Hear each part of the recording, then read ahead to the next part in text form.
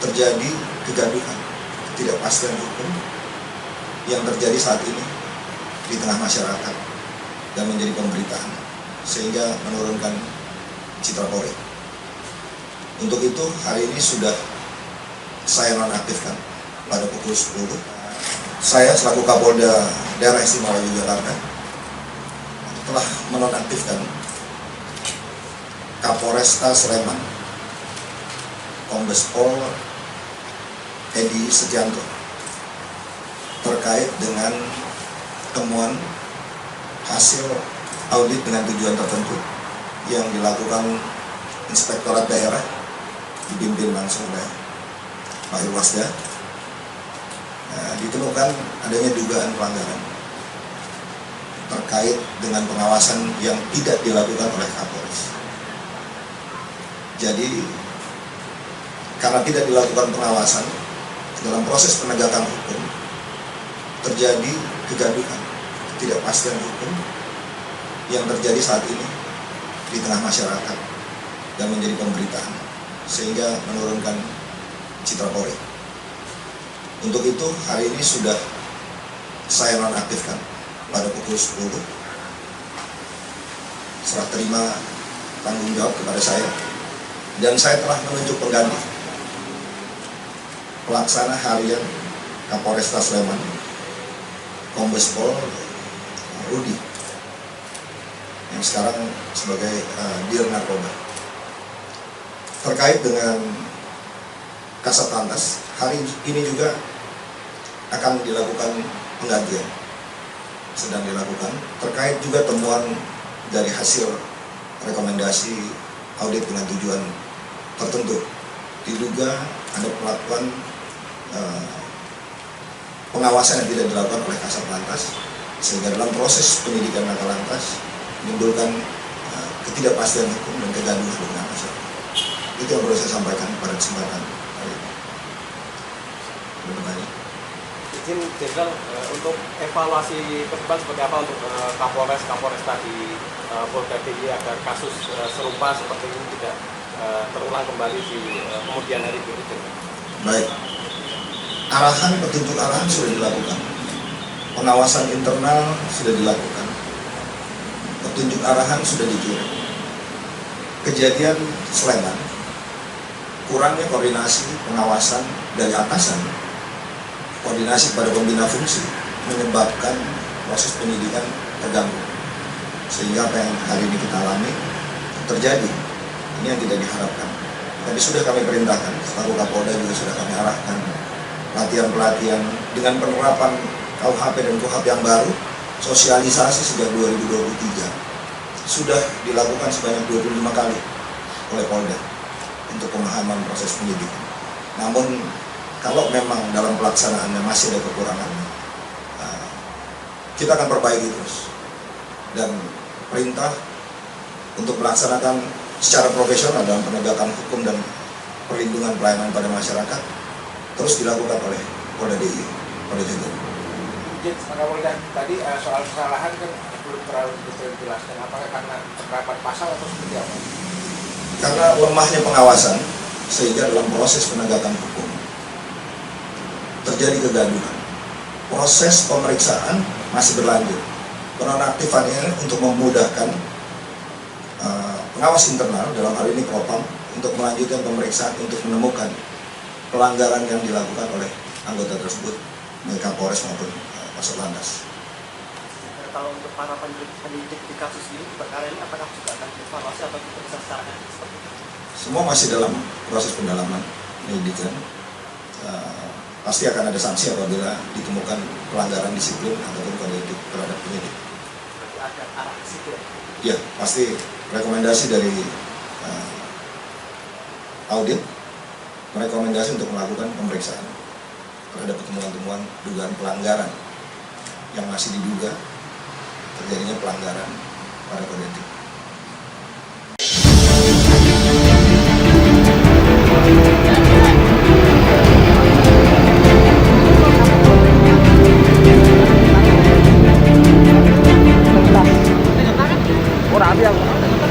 Kader ya.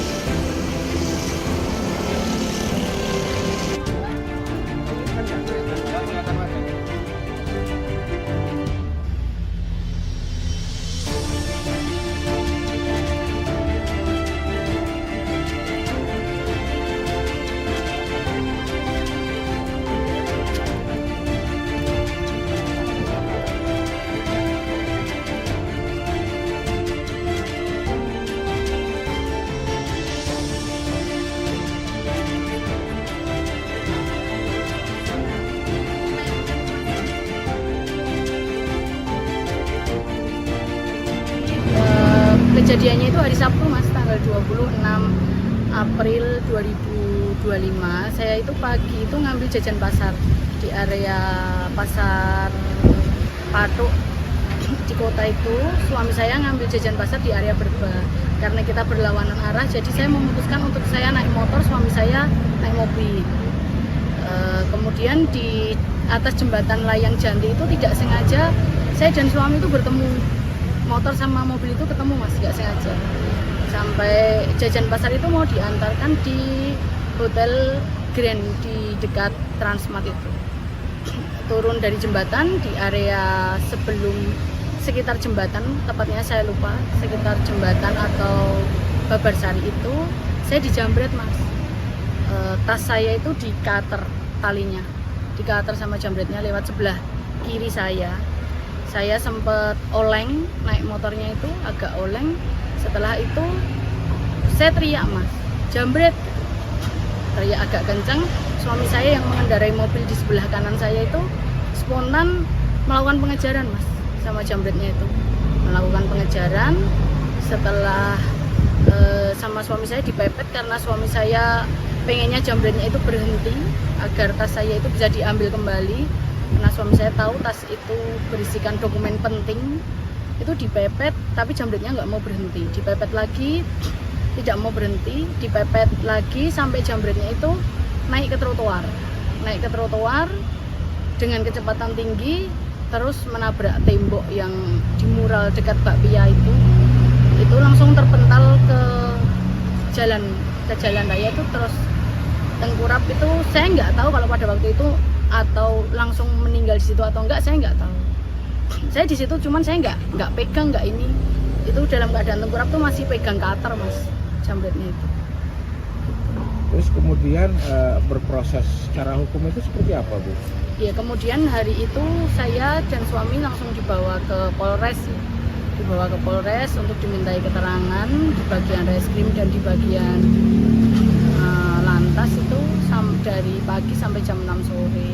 Kemudian kami diperbolehkan pulang. Selanjutnya ada panggilan BAP sebagai saksi apa itu. Setelah itu baru suami saya ditetapkan jadi tersangka. Artinya ada yang melapor? Saya nggak tahu Mas. Kalau yang Ibu tahu, jambret itu warga mana?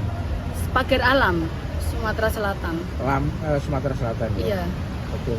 Terus penjelasan polisi bagaimana? Kok bisa jadi tersangka itu seperti apa? Jadi menurut Pak Polisi itu di situ ada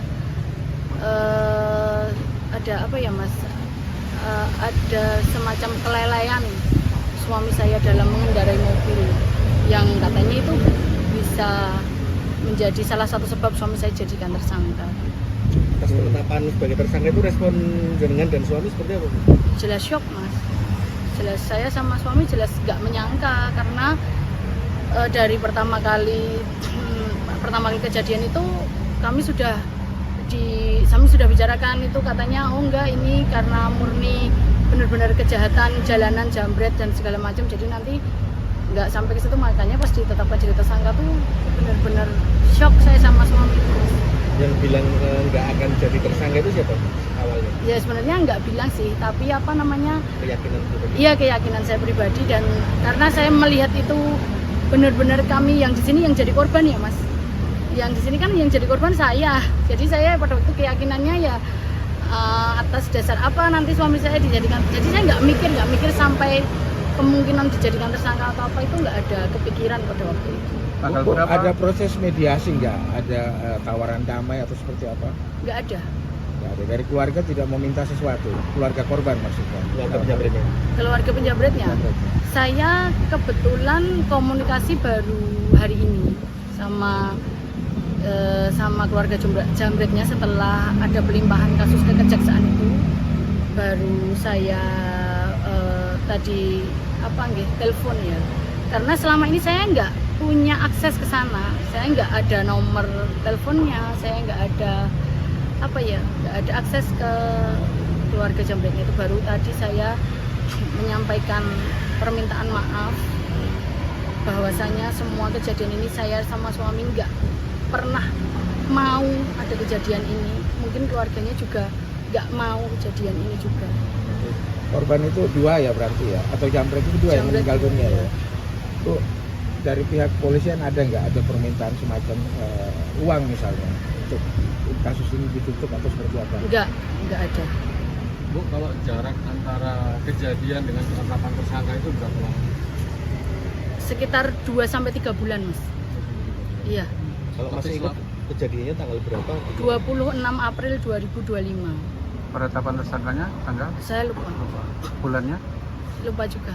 Tapi selama 3 bulan itu Ibu rutin datang ke polisi, dipanggil pemeriksaan dan segala macam? Kan iya, saya kooperatif. Kemudian setelah suami saya ditetapkan jadi tersangka itu pun suami saya wajib lapor, Mas.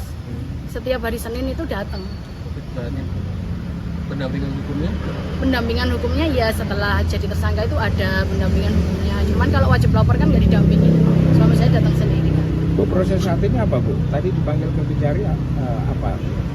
Prosesnya ya cuman apa ya Mas, karena kemarin sudah pelimpahan berkas, jadi tadi saya difasilitasi oleh kejaksaan untuk dimediasi oleh keluarga korban.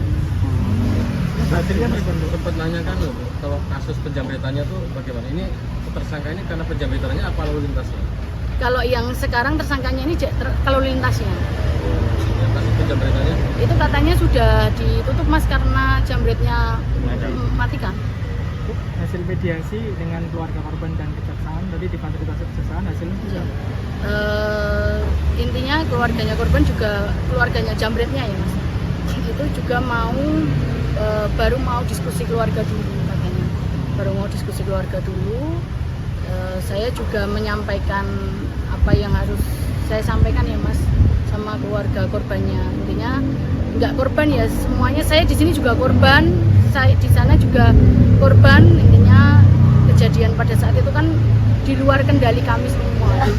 Nah, terhadap penanganan perkara ini ada 2 yang ditangani. Yang pertama kasus curas ya, pelaku curas. Penjambretan tersebut ditangani oleh Satreskrim Polresta Sleman. Karena kedua pelaku meninggal dunia, maka perkara tersebut gugur demi hukum dan dilakukan SP3. Kemudian untuk kejadian laka lantas ditangani oleh Satlantas Polresta Sleman. Polresta Sleman tentunya dalam menangani perkara laka lantas ini mengedepankan restoratif justice ya, telah melakukan upaya-upaya memberikan ruang kepada kedua belah pihak untuk melakukan mediasi, kemudian menghubungi para pihak yaitu para penasihat hukumnya untuk melakukan upaya-upaya berdamai. Namun beberapa kali sudah disampaikan tidak ada titik temu sehingga proses penanganan laka lantas ditangani melalui jalur hukum.